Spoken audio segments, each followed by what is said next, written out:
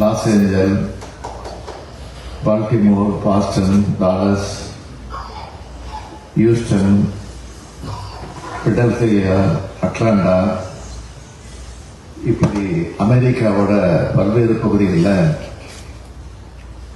இந்திய வம்சாவளியை சேர்ந்த நீங்க விரிந்த அமெரிக்கா முழுமைக்கும் இந்தியர்கள் பரவி வாழ்ந்து வராங்க.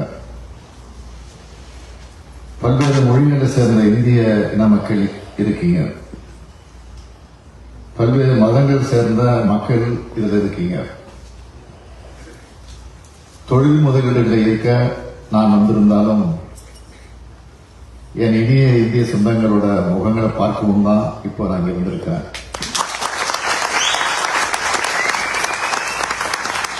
நம்ம இந்தியாவும் நீங்க இருக்கக்கூடிய அமெரிக்காவும் உலகின் மிக மிக முக்கியமான நாடுகள். இரண்டுமே ஜனநாயக நாடுகள்.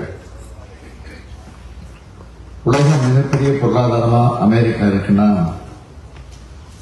5வது மிகப்பெரிய பொருளாதாரமா இந்தியா இருக்கு. அமெரிக்காவுக்கு இந்தியாவுக்குமான நட்பு பல்லாண்டு காலமாக தொடர்ந்து வருது. இந்தியாவின் வர்த்தகம், பொருளாதாரம், கணினி ஆகிய துறைகளில் நல்லுறவு தொடருது. கெல்லப் என்ற நிறுவனம் நடத்திய பொது கணிப்பின்படி அந்த கருத்தில் கூட குறிப்பிட்டிருக்கிறார்கள். அமெரிக்கர்களுக்கு பிடிச்ச நாடுகள் பட்டியலில் 7வது இடத்தை இந்தியா பெற்றிருக்கு.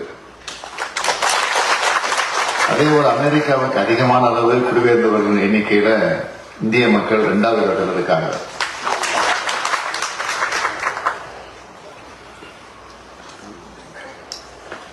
அமெரிக்காவில் படிக்கிற வெளிநாட்டு மாணவர்கள்ல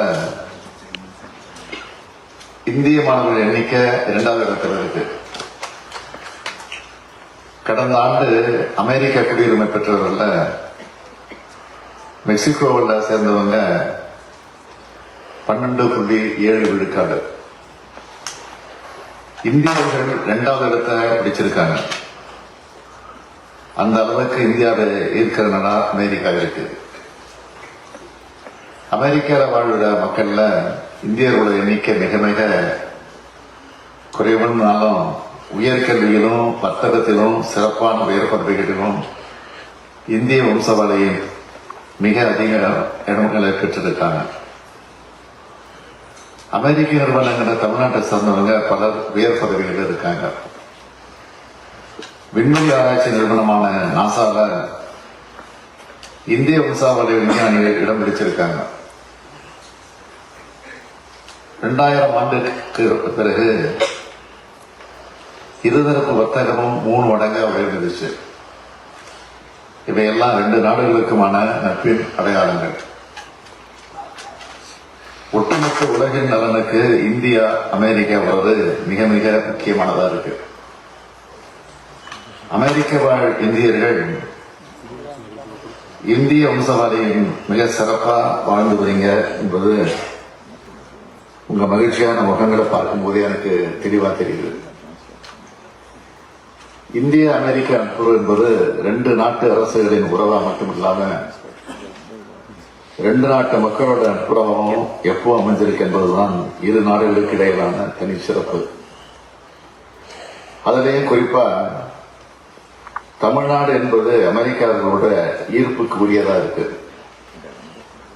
புகழ்பெற்ற அமெரிக்க நிறுவனங்கள் இந்தியாவில் குறிப்பா தமிழ்நாட்டில் தொழில் நிறுவனங்களை நடத்திட்டு வர்றாங்க. இந்தியாவிலேயே 2வது பெரிய பொருளாதாரமா தமிழ்நாடு இருக்கிறது தான் இதுக்கு காரணம். 300க்கும் மேற்பட்ட அமெரிக்க நிறுவனங்கள் தமிழ்நாட்டில் தங்களோட திட்டங்களை நிறுவி இருக்காங்க. கடந்த 3 ஆண்டுகளா அதிகமா அமெரிக்க நிறுவனங்கள் தமிழ்நாட்டுக்கு வர தொடங்கியிருக்காங்க. அவங்களெல்லாம் நேரில் அழைக்கத்தான் நான் வந்திருக்கேன். இந்த இனிய நிகழ்ச்சியில கலந்து கொண்டிருக்க இந்திய வம்சாவளி மக்களும் தமிழ்நாட்டில் முதலீடு செய்ய அமெரிக்க நிறுவனங்களை தூண்டணும்னு உங்களை உரிமையோடு கேட்டுக்கொள்ள விரும்புகிறேன். ஒரு செடியையோ மரத்தையோ ஒரு இடத்துல இருந்து எடுத்து இன்னொரு இடத்துல நட்டா எல்லா செடியும் மரமும் அங்க வளர்றதில்லை. ஆனா நீங்க எல்லோரும் நாடுகள் கடந்து வந்திருந்தாலும் மிக மிக சிறப்பாக வளர்ந்துருக்கீங்க. இதுதான் நம்ம இந்தியருடைய பெருமை, இதுதான் அமெரிக்காவுடைய வளம்.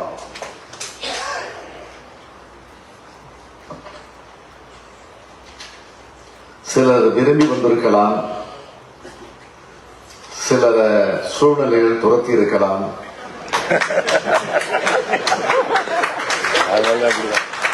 உங்கள சில வசதியான சூழ்நிலையில் இருந்து வந்திருக்கலாம், சில வசதி குறைவால கூட இங்க வந்திருக்கலாம். ஆனா எல்லாருமே இன்னைக்கு உன்னதமான இடத்தை பிடிச்சிருக்கீங்கன்னா அதுக்கு காரணம் உங்க உழைப்பும் அறிவும் திறமையும் தன்னம்பிக்கையும்.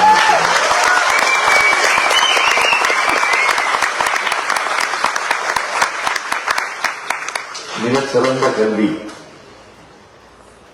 அந்த கல்வியில் அறிவு கூர்மை, தனித்திறமைகள், நம்மால் முடியும் என்ற தன்னம்பிக்கை, குறிப்பிட்ட இலக்கை அடைய தளராத முயற்சிகள், இவைதான் உங்களை இந்த இடத்துல கொண்டு வந்து உயர்த்தியிருக்கு. பணம், புகழ், அதிகாரம், வசதி, வாய்ப்புகள் ஆகியவற்றை விட இந்த 5 தான் உங்களை வளர்த்திருக்கு. இந்த உயர்ந்த குணங்களை மற்றவங்களுக்கு உணர்த்தி அனைவரது வளர்ச்சிக்கு நீங்க உறுதுணையா இருக்கணும்னு கேட்டுக்கொள்ள விரும்புகிறேன். வேற்றுமையில் ஒற்றுமை என்பதுதான் நம்முடைய நாட்டினுடைய வளர்ச்சிக்கு காரணம். வேற்றுமை என்னும் துளியும் இல்லாமல் அனைவரும் ஒரு தாய் மக்கள் என்ற ஒற்றுமை உணர்வோடு வாழ்வுங்கள் என்று கேட்டுக்கொண்டு இந்த சிறப்பான நிகழ்ச்சிக்கு ஏற்பாடு செய்த இந்திய துணை தூதர் சேகர் ரெட்டி அவர்கள், அத்தோடு அவருக்கு துணை நின்ற அனைவருக்கும் நன்றி கூறி விடைபெறுகிறேன். நன்றி.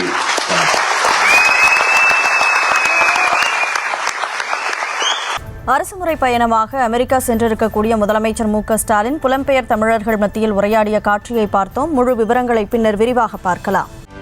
செய்திகளை உடனுக்குடனும் துல்லியமாகவும் தெரிந்து கொள்ள சப்ஸ்கிரைப் பண்ணுங்க.